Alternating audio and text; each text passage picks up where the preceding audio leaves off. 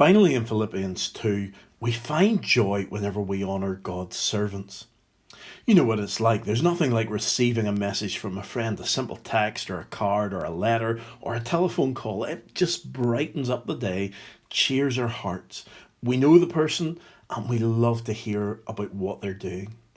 In these last 11 verses of Philippians 2, Paul's reminding us that we can have joy whenever we honour God's servants. Not only are we ourselves to serve God, but we're to take an interest in others who serve God. We're to take an interest in those who are involved in mission, whether it is local mission or indeed global mission. As we hear about what they're doing for the Lord, we'll be motivated to pray for them.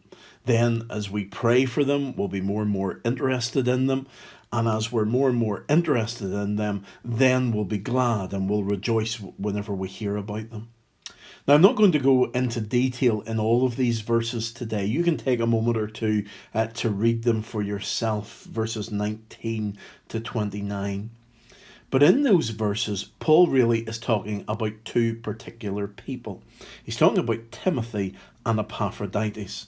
Timothy, first of all, from verse 19 down to verse 24, and then Epaphroditus from verse 25 to the end. And Paul wants to hear about the Philippian Christians. And the reason he wants to hear about them is so that he is cheered, so that he has joy in hearing what they're doing. And Timothy's going to be the one who's going to bring him back information. Timothy lives out all that Paul has been writing about in this particular chapter. Maybe Paul knew that he was going to end up with Timothy, and so he's been leading us towards Timothy through everything that we have here and the joy of serving God, because Timothy is somebody who serves. So that Paul wrote in verses 20 and 21 about someone who's humble and somebody who puts Jesus Christ first. He says, "For everyone looks out for his own interests, not those of Jesus Christ." And the contrast is that Paul is looking to Timothy, and Timothy is someone who doesn't look out for his own interests and only is interested in Jesus Christ. Timothy also, we're told, has served alongside Paul, but you know that Timothy has proved himself, because as a son and his father, he has served with me in the work of the gospel. So Timothy's somebody who has come alongside Paul. He stands for the same things that Paul stands for. He works for the gospel. He serves. And so Paul has known great joy in working alongside Timothy.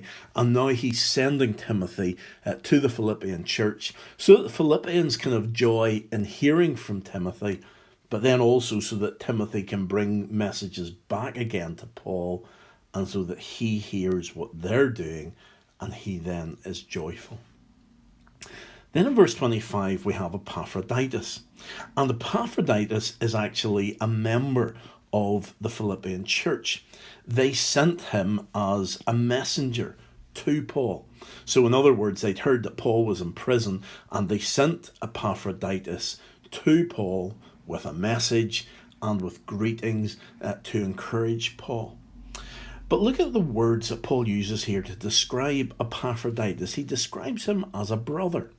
He also then goes on to say that he is a fellow worker and a fellow soldier. And then he mentions the fact that he is a messenger and that he was sent to take care of Paul's needs. These are wonderful words to describe someone. If we consider those who are serving God to be brothers and to be fellow workers and to be fellow soldiers and messengers, then we'll have a completely different attitude towards those who serve God. If we consider them to be brothers and sisters, then they are our family. And as a family, we should deeply care for them. We should want the best for them. We should do all that we can for them. If we see them as fellow workers and fellow soldiers, that means that we are putting ourselves in the same position as them. Sometimes whenever we look to missionaries and we look to God's servants, we see them as being something different from us. But really we're the same. We're fellow. We're working alongside. We're doing our job here. They're doing their job there. We're all serving God.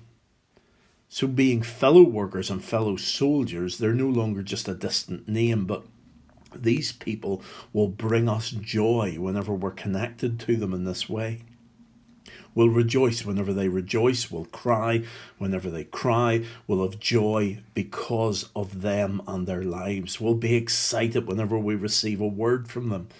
And so by honouring God's servants, we have joy. We honour God's servants when we take an interest in them, whenever we consider them to be our family. So at the end of Philippians chapter 2, take a moment to do two things today. First of all, find out about a missionary. Maybe you already know about a missionary. You have a connection with them already. Find out about one particular missionary. Go to our virtual prayer room and find some details there. Go to the PCI website and read the monthly prayer updates from the various PCI missionaries. So find out about a missionary and then contact that missionary and honour them.